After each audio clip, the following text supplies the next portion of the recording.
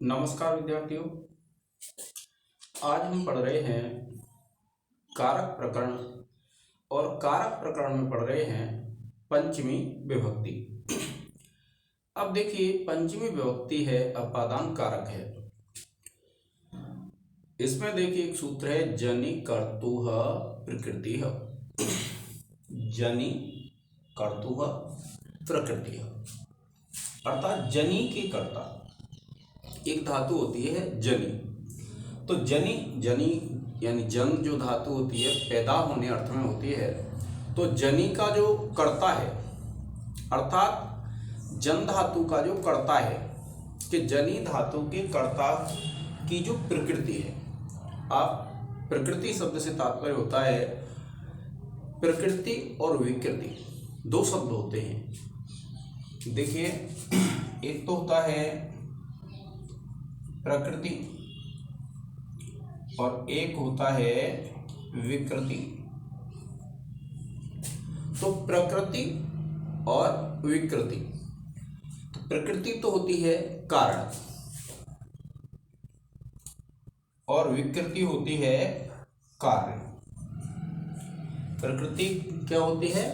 कारण और विकृति होती है कार्य। जैसे मान लीजिए माता से पुत्र पैदा होता है तो माता तो हो जाएगी प्रकृति और पुत्र हो जाएगा विकृति, अर्थात माता कारण और पुत्र हो गया कार्य।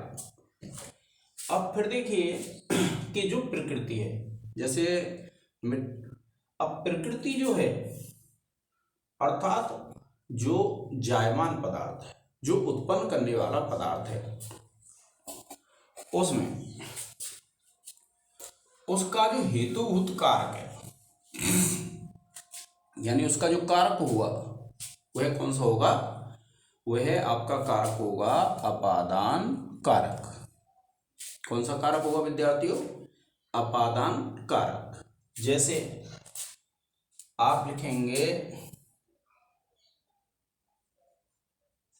ब्रह्म से प्रजा उत्पन्न होती है। ये है विद्यार्थियों, क्या है? अब इसका जब अर्थ बनेगा तो ब्रह्मणः प्रजा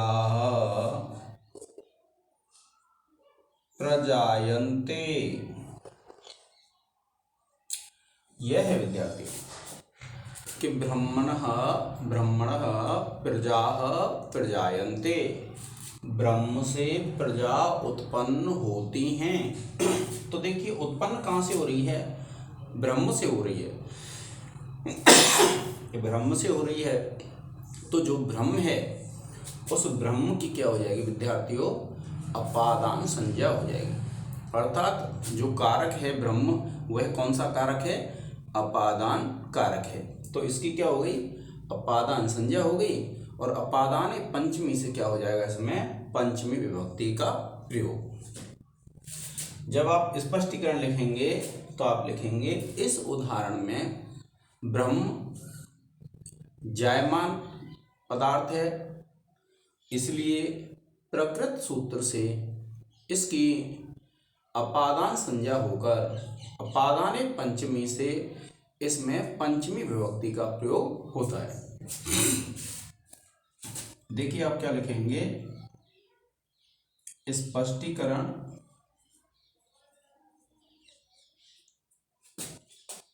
आप लिखेंगे इस उदाहरण में ब्रह्म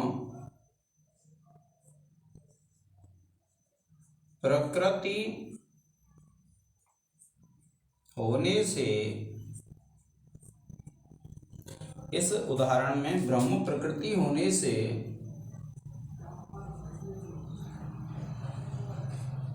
प्रकृत सूत्र से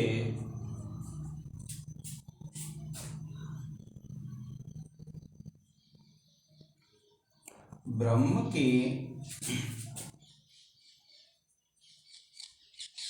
अपादान संज्ञा होकर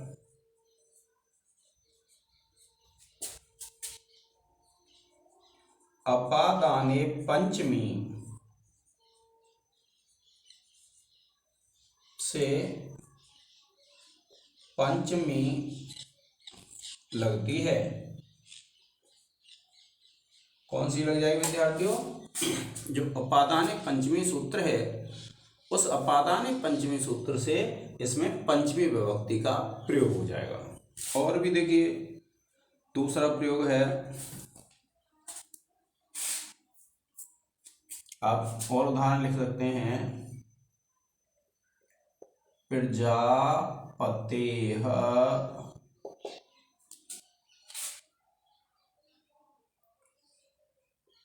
प्रजाः जायन्ते। प्रजापति से प्रजा उत्पन्न होती हैं। मातुः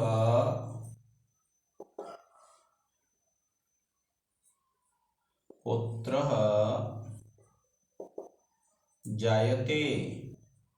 माता से पुत्र उत्पन्न होता है।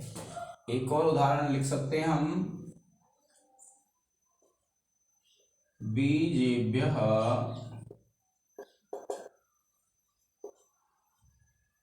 अंकुराः जायन्ते। बीजों से अंकुर पैदा होते हैं।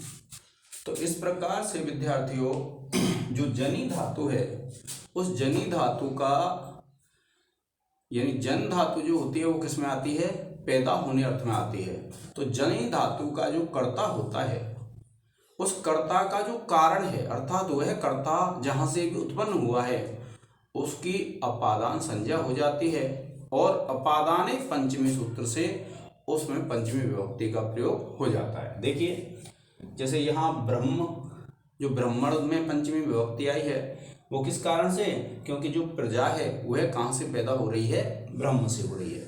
इसी प्रकार से यहाँ बीजों से अंकुर उत्पन्न हो रहे हैं, तो कारण क्या है? बीज है।